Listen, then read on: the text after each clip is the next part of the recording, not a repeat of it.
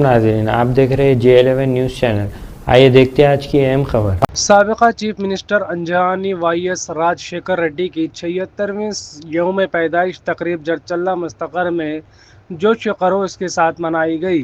इस तकरीब में मुकामी रुकन असम्बली जनमपल्ली अनिरुद्ध रेड्डी ने शिरकत करते हुए वाईएसआर के मुजस्समे पर फूल माला चढ़ाकर खिराज अकीदत पेश किया। बाद अज़ा उन्होंने कहा कि वाईएस राजशेखर रेड्डी की क़यादत अवाम के दिलों में अमर है। उन्होंने जिन फलाही स्कीमों को मुतारुफ कराया है, इनसे करोड़ों लोगों को फ़ायदा पहुंचाया और हर लीडर को वाईएसआर की ज़िंदगी को मिसाल के तौर पर लेने की ज़रूरत है।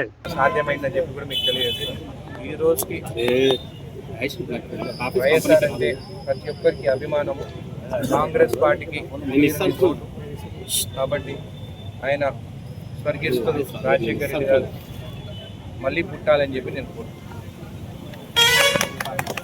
ప్రెస్ మీట్ పెట్టిండు. దానికి అన్నిటికీ మాజీ ఎమ్మెల్యే ప్రెస్ మీట్ పెట్టిండు. గంటన్నర సేపు నవ్వుకుంటూ మాట్లాడినాడు. మంచిది, అందరూ నవ్వుకుంటూనే ఉండాలి. ఆ రోజు ఎన్ఓసి ఉన్నది అని అన్నాడు. వారం రోజుల కింద నేను చెప్పినాను, ఎన్ఓసి ఉంటే తీసుకొచ్చి ఎంఆర్ఓ ఆఫీస్లో ఇవ్వండి, కోర్టుకి ఏమి పోము అని చెప్పేసి. మళ్ళీ వారం రోజులు అయింది.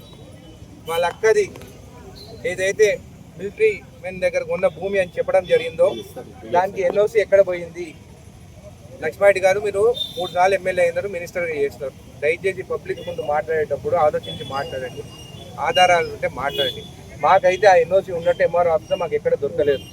మీ దగ్గర ఉంటే దయచేసి ఆ ఎన్ఓసిని మళ్ళీ ఇప్పుడు చెప్తున్నాను, ఇంకా 7 రోజులు టైం ఇస్తాను, మళ్ళీ ఇంకో 7 రోజులు టైం ఇస్తాను. జడ్చర్ ప్రజలు అందరూ గమనించగలరు. మళ్ళీ 7 రోజులు టైం ఇస్తున్నాను లక్ష్మారెడ్డి గారికి.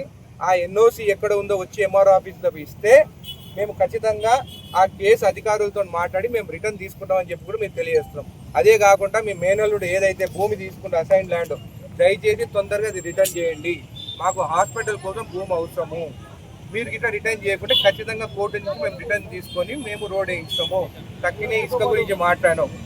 నీ 10 ఏళ్ళు నువ్వు ఇసుక దందాలు చేయించినావు కదా. అదే కొత్తపల్లి ఇసుక రీచ్ నుంచి 3 ఏళ్ళు ఇసుక కొట్టినారు. మీరు కట్టిన సీనరేజ్ ఫీజు 56 లక్షలు. ఒక్క నెల లోపలనే ఎవరైతే ప్రైవేట్ పార్టీస్ ఇసుక ప్రైవేట్ ల్యాండ్ చేస్తారో ఒక్క నెలలోనే ₹1 కోటి కట్టినారు. ఏది సీనరేజ్ ఫీజు, మినరల్ డెవలప్మెంట్. కాబట్టి నువ్వు ఏది మాట్లాడినా కానీ ఆలోచించి మాట్లాడు. నీ టైంలో చాలా భూములు నిన్న పేపర్లో కూడా చూసినాం. 117 సర్వే నెంబర్ కానీ 102 సర్వే నెంబర్ కానీ 8 నెలల కిందనే నేను లెటర్ పెట్టి కలెక్టర్కి మొత్తం ఇన్ఫర్మేషన్ రిపోర్ట్ తీసుకొని యాక్షన్ తీసుకోమని చెప్పడం జరిగింది. కొంతమంది అధికారులు కూడా నేను తెలియజేస్తున్నాను, ఎప్పుడైతే నా లెటర్ ఇస్తానో గవర్నమెంట్ భూముల గురించి ఇమీడియట్గా యాక్షన్ తీసుకోవాలి. ఇట్లా 8 నెలలు 9 నెలలు డిలే చేస్తే ఊరుకునే ప్రసక్తే లేదు. డిపిఓకి కూడా నిన్న కొల్లపల్లిలో డిలే దీక్ష అని చెప్పి పెట్టడం జరిగింది. నేను దయచేసి వాళ్ళని మీరు దీక్షలు ఏం పెట్టకండి. నేను కంప్లైంట్ చేసిన ₹1,73,00,000 అవినీతి జరిగిందని ఆల్రెడీ రిపోర్ట్ వచ్చింది. దాని తర్వాత డిపిఓ ఇంకా మాజీ సర్పంచ్ వాళ్ళు ఏం మాట్లాడుకున్నారో తెలియలేదు. వాళ్ళు మళ్ళీ కమిటీ అని వేస్తారు. 3 నెలల కమిటీని ఇవ్వమని చెప్తే ఆ కమిటీ ఇంకా నివేదిక ఇవ్వలేదంట. నేను నిన్న కలెక్టర్ గారితో మాట్లాడాను. సీరియస్ యాక్షన్ తీసుకోవాల్సి వస్తుంది డిపిఓ పైన అని కూడా చెప్పడం జరిగింది. లేకుంటే నేను కంప్లైంట్ చేయాల్సి వస్తుంది చీఫ్ సెక్రటరీకి. ఇలాంటి నిర్లక్ష్యంగా చేస్తే మాత్రం ఊరుకునే ప్రసక్తే లేదు. ఇంకోటి, అసైన్డ్ భూములు, చాలా భూములు అవినీతి జరిగింది, ఎవరి కాలంలో జరిగింది. అప్పుడు ఆ ఎమ్మెల్యే ఏం చేసిండు? మళ్ళీ ఇప్పుడు నేనున్న ఎమ్మెల్యే టైంలో ఏమైనా జరిగితే మాత్రం నా దృష్టికి తీసుకొస్తే ఖచ్చితంగా మేము యాక్షన్ తీసుకుంటాం. గూడేడుపల్లిలో ఆ 117 సర్వే నెంబర్ కానీ 102 సర్వే నెంబర్ కానీ ఖచ్చితంగా అసైన్ ల్యాండ్స్, ఆ ఆస్మి ఎంటర్ప్రైజ్ ఎవరెవరో నాకు తెలియదు, కానీ ఖచ్చితంగా మేము యాక్షన్ తీసుకుంటాము. ఆ ల్యాండ్లన్నీ అసైన్ ల్యాండ్స్ ఖచ్చితంగా రిటర్న్ తీసుకుంటాం. దీనికి జడ్చల ప్రజల సహకారం కూడా నాకు కావాలి. Thank you. మా అన్న ఒక జెడ్పీటీసీగా నిలబడ్డాడు. ఆయన కూడా ఒక మాజీ సర్పంచ్. మా కాంగ్రెస్ కార్యకర్తలు కానీ ఇంద్రమ్మ కమిటీ సభ్యులు కానీ ఎక్కడైనా కానీ ఈ ప్రోగ్రామ్స్లో పాల్గొనవచ్చు. వాళ్ళు ఇంద్రమ్మ కమిటీ సభ్యులు ఇవ్వచ్చు. వాళ్ళ పక్కన టీఆర్ఎస్ వాళ్ళు నిలబడవచ్చు, బీజేపీ వాళ్ళు నిలబడవచ్చు, సిపిఐ వాళ్ళు నిలబడవచ్చు, అందరు నిలబడవచ్చు. అందరిని ఆహ్వానిస్తున్నాను. ఇది ప్రోటోకాల్, ఎక్కడ వాళ్ళు ప్రోటోకాల్ అగేన్స్ట్గా పోలేదు. వాళ్ళు అక్కడ పక్కన నిలబడ్డారు. అధికారులు ఇచ్చేటప్పుడు వాళ్ళు చేతులతో ఆ ప్రొసీడింగ్స్ పట్టుకున్నారు. ఇది ప్రజాపాలనలో ప్రజలందరూ ఆ ప్రొసీడింగ్స్ ఇవ్వచ్చు. మీలాగా నువ్వు ఒక్కనే నిలబడి నీ పక్కన ఉన్న కౌన్సిలర్ కూడా కింద కూర్చోబెట్టి నీలాగా నీ సర్పంచ్లను కింద కూర్చోబెట్టి దగ్గరికి రానియకుంటే మాత్రం మేము చేయము. మాది ప్రజాపాలన, ప్రజలు మా పక్కన ఉంటారు, ప్రజలే ఇవన్నీ ప్రొసీడింగ్స్ ఇస్తారు. నీకేమైనా అభ్యంతరమా, నీకేమైనా ప్రాబ్లం ఉందా మా కాంగ్రెస్ కార్యకర్తలు ఇస్తే? నీకేమైనా ప్రాబ్లం ఉంటే పోయి ప్రోటోకాల్ ఆఫీసర్ కానీ ప్రోటోకాల్ ఇన్ఛార్జ్ ఎవరున్నా కానీ పోయి కంప్లైంట్ ఇచ్చుకోమని. ఏం మాట్లాడినవు తెలుస్తుంది, అక్కడ ఎవరు ఎక్కిస్తే ఏం మాట్లాడినా కూడా ఆయనకు అర్థం కాలేదు. ఆయన ఏమన్నాడు, ఫస్ట్ 100 హాస్పిటల్ దగ్గర ఆయన 2 ఎకరాలు భూమి కొనిచ్చి ఇచ్చినా అని అన్నాడు. వెనుక కట్టినాడు, అప్పుడే ఆ 2 ఎకరాల పక్కన తీసుకోవాలని అన్నాడు, తీసుకోలేదు. ఆయన ఓపెనింగ్ నాడు హరీష్ రావు తీసుకొచ్చినప్పుడు తీసుకోలేదు. ఓపెనింగ్ నాడు హరీష్ రావు వచ్చినప్పుడు కూడా మెయిన్ రోడ్ నుంచి రోడ్ వేపించలేదు. ఏమనంటే నాకు రోడ్ డైమెన్షన్ తెలియదు, రోడ్ హైట్ తెలియదు అని అంటున్నాడు. మన 2 ఎకరాలు నువ్వు కొని ఇచ్చినావు కదా, ఎవరి దగ్గర 2 ఎకరాలు కొన్నావు, ఎవరికి పైసలు ఇచ్చినావు వాళ్ళని వచ్చి చెప్పమని చెప్పు. మెంబర్స్ ఎవరు లేరు. నేను ఎమ్మెల్యే కాకముందే నేను అడుగుతున్నా, అంటే లక్ష్మారెడ్డికి పాత ఎమ్మెల్యేకి ఊరికి ఆయన పేరు తీసుకోవద్దు అంటారు. ఎందుకంటే ఆయన పేరు తీసుకుంటే ఆయనకే బాధపడుతుండేమో, కానీ ఎవరైనా కానీ హ్యాపీగా ఉండాలి పేరు తీసుకున్నాను. నల్లకుంటకి ఫస్ట్ డ్రైనేజ్ కట్టింది ఎవరు? ఎందుకు నువ్వు అంత పెద్ద నల్లకుంట ఉంటే మధ్యలో నుంచి కాలువ ఎందుకు చేయించినావు? ఇరిగేషన్ వారు నీకు ఆ కాలువ చేయించేదానికి పర్మిషన్స్ ఇచ్చినారా? నువ్వు ఒకటే దగ్గర నువ్వు ఎందుకు అంత లోతు తొక్కి పక్కన దాన్ని మధ్యలో డివిజన్ ఎందుకు చేసావు? ఒక కుంటకి అసలు డివిజన్ చేయొద్దు. ఎందుకు చేసావు అంటే నీ మైండ్లో ఏముండే, మరోసారి నేనే గెలుస్తాను, ఆ పక్కన ఉన్న భూములన్నీ నేను ప్లాటింగ్ చేసుకోవచ్చు, నేను కొనుక్కోవచ్చు అని చెప్పి వాళ్ళకి చెప్పి అక్కడ డిజైన్ చేసుకున్నాం. మేము ఎప్పుడైతే వచ్చిన తర్వాత నేను ఎమ్మెల్యే అయిన కొన్ని రోజుల్లోనే వాళ్ళు మట్టి దింపుతుంటే నా దృష్టికి వచ్చినప్పుడు అప్పుడు ఎంఆర్ఓ ఫోన్ చేసుకుని నేను అడిగినాను, మట్టి వేస్తున్నారు ఏంటంటే ఆ ఎంఆర్ఓ నాకు తప్పుడు ఇన్ఫర్మేషన్ ఇచ్చింది, అది పట్టా పొలం మనకు సంబంధం లేదు అని అన్నాడు. దాని తర్వాత ఎప్పుడైతే టీవీలలో కానీ న్యూస్లో ఇన్ఫర్మేషన్ రాగానే నేను ఇన్ఫర్మేషన్ తెప్పించుకున్నాను, అదంతా ఎఫ్టీఎల్. అప్పుడు దాన్ని మొత్తం తీసేయమని చెప్పి చెప్తే ఆ పార్టీ ఎవరైతే ల్యాండ్ ఓనర్స్ ఉన్నారో కోర్టుకు పోయినారు కాబట్టి ఆగినాం. దాని తర్వాత కోర్టు మున్సిపల్ కమిషనర్ని, ఇరిగేషన్ డిపార్ట్మెంట్ని యాక్షన్ తీసుకోమని చెప్పినారు. మొన్న యాక్షన్ తీసుకోమని చెప్పినారు, యాక్షన్ తీసుకున్నాము.